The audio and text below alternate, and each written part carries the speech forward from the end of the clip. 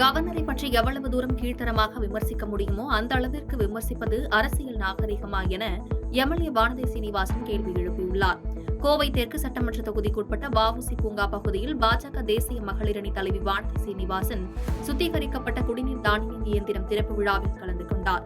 பின்னர் செய்தியாளர்களை சந்தித்த அவர், கோவை ராமநாதபுரம் பகுதியில் குடிநீர் தானியங்கி இயந்திரம் அமைக்க மாநகராட்சி ஆணையாளரிடம் பேசி வருவதாக கூறினார். இதனைத் தொடர்ந்து பேசிய அவர், தமிழ்நாட்டில் அரசுக்கு எதிராக கருத்துக்களை பதிவிடுவோர் கைது செய்யப்படுவது புதிதல்ல எனவும், கருத்து சுதந்திரம் என்பது திமுக ஆட்சிக்கு எதிராக பதிவிடுபவர்களுக்கு கிடையாது என்றும், யாரெல்லாம் எதிராக இருக்கிறார்களோ அவர்களை கைது செய்வதை வழக்கமாக வைத்திருக்கிறார்கள் என குற்றம் சாட்டி பேசினார். மேலும் சட்டம் அனுமதிக்கப்பட்ட அளவிற்கு கருத்து சுதந்திரம் இந்த அரசு கொடுக்கிறதா என்றும், கவர்னரை பற்றி எவ்வளவு தூரம் கீழ்த்தரமாக விமர்சிக்க முடியுமோ அப்படி விமர்சிப்பது அரசியல் நாகரிகமா என்றும் கேள்வி எழுப்பி பேசினார். தமிழ்நாட்டில் ஒரு அரசுக்கு எதிராக கருத்துக்களை பதிவிடுவோர் இது புதிதில்லை. எங்களோட இயக்கத்திலேயே கூட சாதாரணமாக ஒரு போஸ்ட் போட்டதுக்கு வெடி வந்தது கிரிமினல் மாதிரி அவங்கள அரெஸ்ட் பண்ணிட்டு போனது எல்லாத்தையும் நாங்கள் பார்க்குறோம். அது இன்னும் தொடர்ந்துட்டு தான் இருக்குது. அதனால் கருத்து சுதந்திரம் அப்படிங்கிறதெல்லாம் திமுக அரசுக்கு எதிராக பதிவிடுறவங்களுக்கெல்லாம் அந்த கருத்து சுதந்திரம்லாம் கிடையாது.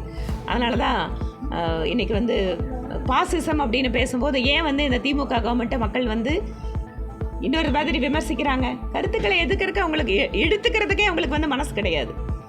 இன்றைக்கு பார்க்குறோம், நீங்கள் ஒரு பொலிட்டிக்கல் அனலிஸ்டாக இருக்கட்டும், இல்லை ஒரு இயக்கத்தை சார்ந்து இருக்கிறவங்களா இருக்கட்டும், அவங்களுக்கு எதிராக அரெஸ்ட் பண்ணணும்னா அவங்க ஒரு கமெண்ட் போட்டு ஒரு லைக் போட்டாலும் அரெஸ்ட் பண்ணிட்டு போகிறதா இது.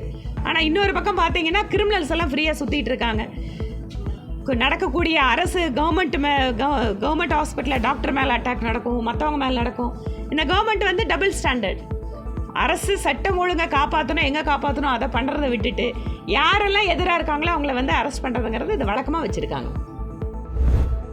கன்னியாகுமரி மாவட்டத்தில் பாஜகவின் பெயர் ஒழிக்க வேண்டும் என்பதற்காக எதுவாக இருந்தாலும் அரசியலாக்கி காங்கிரஸ் மீது பழி சுமத்த வேண்டும் என்பதுதான் பாஜகவின் நிலைப்பாடு என நாகர்கோவிலில் எம்பி வசந்த் செய்தியாளர்களிடம் பேசியுள்ளார். கன்னியாகுமரி மாவட்டம் நாகர்கோவில் மாநகராட்சிக்குட்பட்ட பள்ளிவிலை பகுதியில் காமராஜர் படிப்பகத்தில் புதிய காமராஜர் வெண்கல சிலையை எம்பி விஜய் வசந்த் திறந்து வைத்தார்.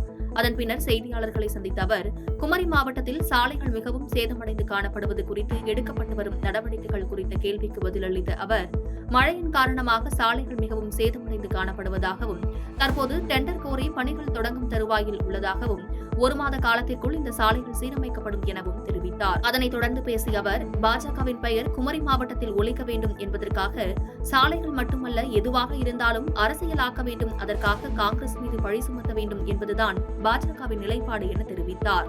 அவங்களுக்கு பாஜக இந்த சாலை மட்டுமல்ல எதுவாக இருந்தாலும் அவங்க அரசியல் பண்ணி ஆகணும். கன்னியாகுமரியில் அவங்க பேர் ஒழிக்க வேண்டும் என்றால் ஏதாவது செய்தாக வேண்டும். அதற்கு இது ஒரு காரணமாக இதை பயன்படுத்திக் கொள்கிறார்கள். கூடிய விரைவில் இதை சாலையை நாங்கள் முடித்து விட்டதற்கு அவர் என்ன செய்கிறார்கள் பார்ப்போம். கன்னியாகுமரி மாவட்டம் மேல்புறம் அருகே சொகுசு கார் இருசக்கர வாகனத்தில் மோதிய பதற வைக்கும் சிசிடிவி காட்சிகள் வெளியாகி பரபரப்பை ஏற்படுத்தியுள்ளது. கன்னியாகுமரி மாவட்டம் ஆறுகாணி பகுதியைச் சேர்ந்த உன்னி, பத்துக்காணி பகுதியைச் சேர்ந்த சஜி, தேனு பகுதியைச் சேர்ந்த விஜயகுமார் ஆகிய 3 பேரும் இருசக்கர வாகனத்தில் சென்று கொண்டிருந்தனர். அப்போது வட்டவிளை பகுதியில் சென்றபோது எதிரே வந்த 2 லாரியை முந்தி சொகுசு கார் ஒன்று அதிவேகத்தில் வந்துள்ளது. எதிர்பாராத விதமாக இவர்கள் 3 பேரும் சென்ற இருசக்கர வாகனம் மீது சொகுசு கார் மோதியது. இதில் 3 பேரும் தூக்கி வீசப்பட்டு படுகாயமடைந்தனர். அக்கம் பக்கத்தில் இருந்தவர்கள் அவர்களை மீட்டு குழித்துறை அரசு மருத்துவமனைக்கு கொண்டு சென்றனர். ஆனால் விஜயகுமார் அங்கு பரிதாபமாக உயிரிழந்தார். மற்ற 2 சிகிச்சைக்காக அனுமதிக்கப்பட்டுள்ளனர். இதுகுறித்து மார்த்தாண்டம் போலீசார் விசாரணை நடத்தி வரும் நிலையில் விபத்து குறித்த சிசிடிவி காட்சிகள் வெளியாகி பரபரப்பை ஏற்படுத்தியுள்ளது.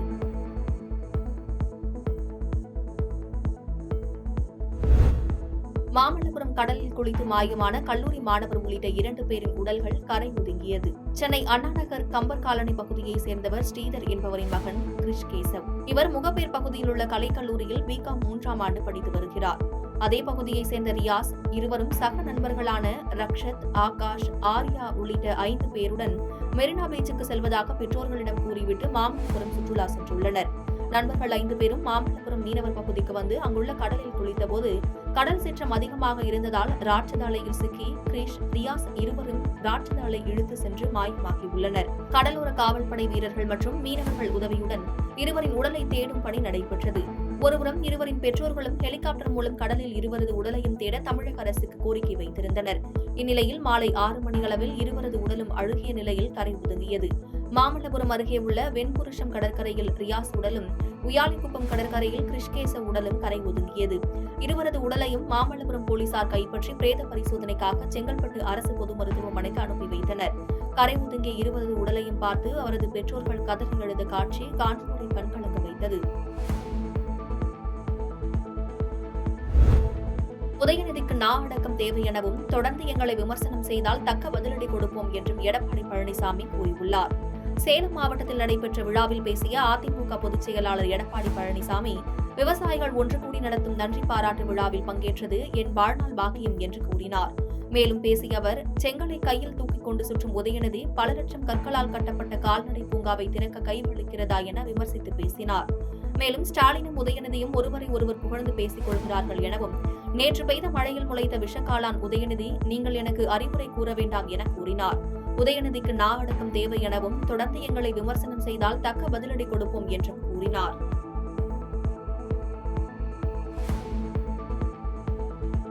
பாதகம் செய்பவரை கண்டால் நாம் பயங்கொள்ளலாகாது பாப்பா, மோதி மிதித்து விடு பாப்பா, அவர் முகத்தில் உமிழ்ந்து விடு பாப்பா.